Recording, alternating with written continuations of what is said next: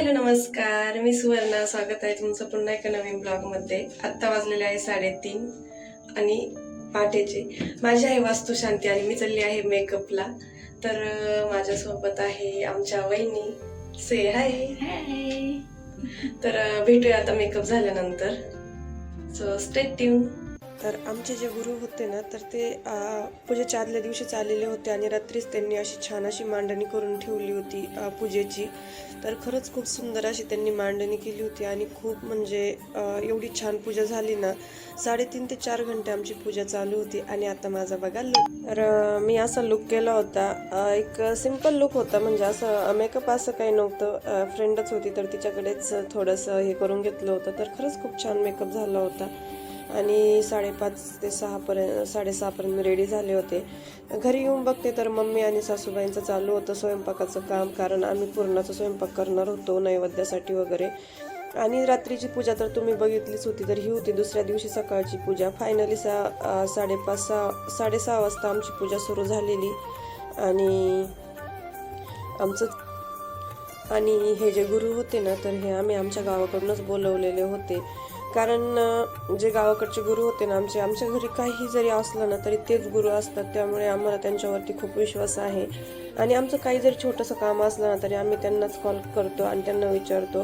त्यामुळे आम्ही आमचे गुरुच बोलवलेले होते गावाकडचे. आणि खरंच त्यांनी एवढी सुंदर पूजा केली ना की आपण म्हणजे नाही विचार करू शकत.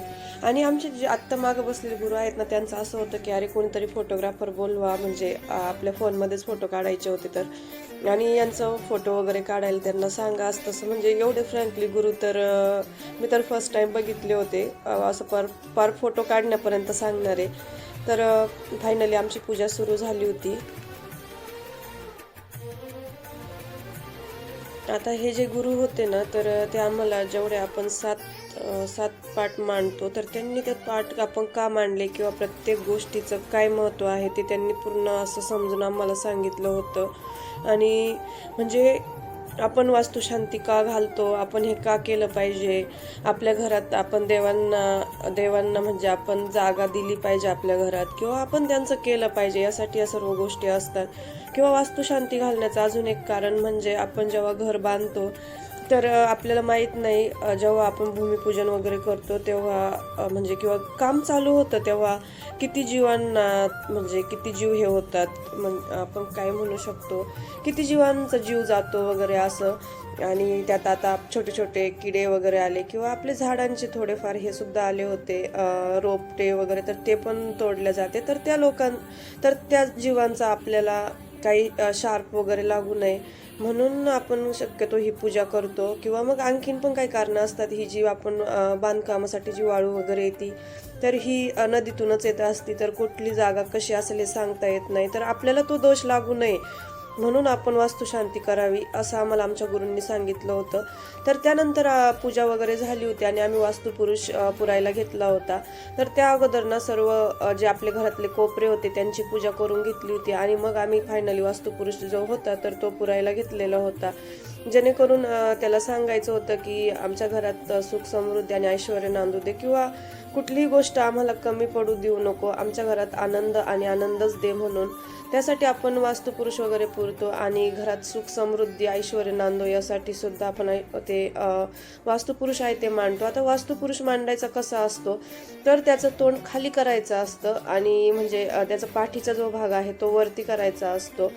कारण जेणेकरून आपल्या घरात जे काही आपण धान्य वगैरे असतं किंवा मग आपल्या काही गोष्टी असतात तर त्या आपल्या पुरवल्या जाव्या म्हणून त्या आपण वास्तुपुरुषला तसं पुरायचं असतं आपल्याला. त्यानंतर गुरूंनी खरंच खूप सुंदर अशा सर्व गोष्टी काढून घेतलेल्या होत्या. त्यानंतर आम्ही आता होम पेटवणार होतो आणि तुम्ही बघू शकता होम सुद्धा किती सुंदर त्यांनी डेकोरेशन केलं होतं.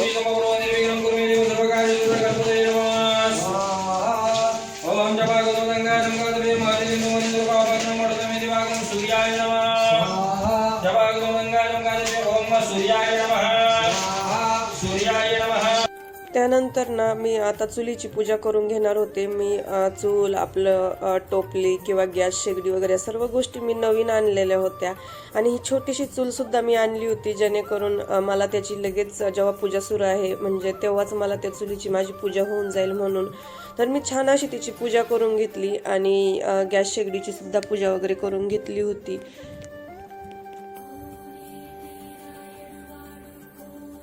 आता गुरूंनी ही जी काही चूल आहे ना, तर ही मला कायम माझ्या इथे ठेवायलाच लावलेली होती, जी की घरात.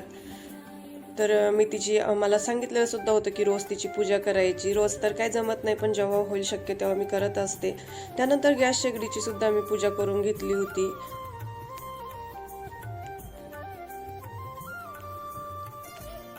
आणि खरं सांगायला जर गेलं ना, तर हे घर मला पहिले म्हणजे जेव्हा पण मी काही काम सुरू असताना यायचे तेव्हा मला असं बिलकुल करमायचं नाही किंवा असं काही गोष्टी व्हायच्या. पण जेव्हापासून माझ्या घरात पूजा झाली ना, तेव्हापासून हे घर म्हणजे मला एवढं हे वाटायला लागलं ना, की असं वाटतं की हे घर मला माझ्या आईसारखं जपतंय किंवा मला काही जेव्हा मी घरात येते तेव्हा माझ्या घरात मला शांतताच वाटते. मी किती टेन्शनमध्ये असले किंवा मी किती रागात असले किंवा काही असलं, मी बाहेर कशी असले तरी जेव्हा माझ्या घरात येते ना, तेव्हा मला खूप शांत वाटतं आणि असं वाटतं की यार मी माझ्या आईच्या कुशीत आले आहे आणि मला आता काहीच म्हणजे काहीच भीती नाही आहे मला किंवा मी कुठलीही गोष्ट सहज करू शकते, अशा पद्धती आत्मविश्वास माझ्यात आपोआप निर्माण होतो. तर फायनली आम्ही इथे वास्तुपुरुष पुरायला घेतला होता. मी जे की तुम्हाला पहिले सांगितलं की वास्तुपुरुष आपण का पुरतो, तर इथे आम्ही वास्तुपुरुष पुरायला घेतलेलं होतं. आणि खरंच जे आमचे गुरु मी तुम्हाला पहिले सांगितलं, खूप म्हणजे जे काही सांगतात ते खूप आम्हाला एक एक गोष्ट समजावून सांगत होते, त्या गोष्टीचं महत्त्व सांगत होते आणि आमच्याकडनं त्या व्यवस्थित करून सुद्धा घेत होते. आता तुम्ही म्हणणार की वास्तुपुरुष तर किचनच्या खाली असतो आणि तुमचा कुठं आहे, तर माझा वास्तुपुरुष चिल्ड्रन बेडरूममध्ये आहे. कारण माझी जी म्हणजे किचनचा जो कोपरा होता ना, तर तो वास्तुपुरुषसाठी म्हणजे जिथे आपल्याला तो वास्तुपुरुष ठेवायचा असतो तो कोपरा व्यवस्थित नव्हता, म्हणून आम्ही चिल्ड्रन बेडरूममध्ये तो वास्तुपुरुष ठेवायचा निर्णय घेतला. तर त्यासाठी पहिले आम्ही सर्व व्यवस्थित ती फरशी काढून घेतली होती आणि ती जागा वास्तुपुरुषसाठी चांगली व्हावा यासाठी आम्ही पहिले गोमूत्र, गंगाजल वगैरे शिंपडून घेतलं होतं, थोडीशी हळद टाकली होती आणि त्यानंतर आम्ही त्याच्यामध्ये वास्तुपुरुष ठेवला होता आणि त्याला मी नैवेद्यसुद्धा ठेवला होता. खरंच म्हणजे वास्तुशांती म्हणजे काय असतं किंवा कुठल्या गोष्टी कशा असतात मला काहीच माहीत नव्हतं. पण जेव्हा मी वास्तुशांती घातली आणि गुरूंनी आम्हाला प्रत्येक गोष्ट समजून सांगायला सुरुवात केली, तेव्हा मला वाटायला लागलं की यार ह्या गोष्टी सर्वांनी केल्या पाहिजे आणि ह्या किती महत्त्वाच्या असतात. तर ते सुद्धा मला समजलं, तेव्हाच समजलं होतं. आणि फायनली ज्या गोष्टीची मी वाट बघत होते ती म्हणजे माझ्या हाताचे छापे मला माझ्या घरावरती बघायचे होते आणि फायनली ती मोमेंट आली होती आणि खरंच खूप सुंदर वाटत होतं. आणि असं एक एक करून ना सर्व ज्या काही भिंतींवरती मला माझे हाताचे छापे उमटून घ्यायचे होते ना, ते सुरू केलं होतं. म्हणजे मेन जो वास्तुपुरुषचा जो दरवाजा होता ना त्या बेडरूमचा, तर तेथे मी हे करून घेतले होते. म्हणजे प्रत्येक ठिकाणी जेथे जेथे करायचे होते ते आम्ही ते छापे देऊन घेतले होते. आणि आणखीन एक म्हणजे दुसरं स्वप्न होतं ते म्हणजे असा गृहप्रवेश करणं आणि ते सुद्धा पूर्ण झालं होतं. आणि प्रत्येक मुलीचं स्वप्न असतं की आपलं स्वतःचं घर असावं, ना माहेरचं ना सासरचं, फक्त त्याचं आणि माझं असावं. आणि ते थोर मोठ्यांच्या आणि गुरूंच्या आणि माझ्या देवांच्या आशीर्वादाने ते माझं पूर्ण झालं होतं. तर असं होती माझा वास्तुशांतीचा जो काही आजचा ब्लॉग होता तो. तुम्हाला ब्लॉग कसा वाटला कमेंट नक्की सांगा. आवडला असेल तर एक लाईक नक्की करा. कमेंटमध्ये सांगू शकता ब्लॉग कसा झाला आणि आपल्या चॅनलला सबस्क्राईब करा. परत पुन्हा अशाच एका नवीन ब्लॉगमध्ये.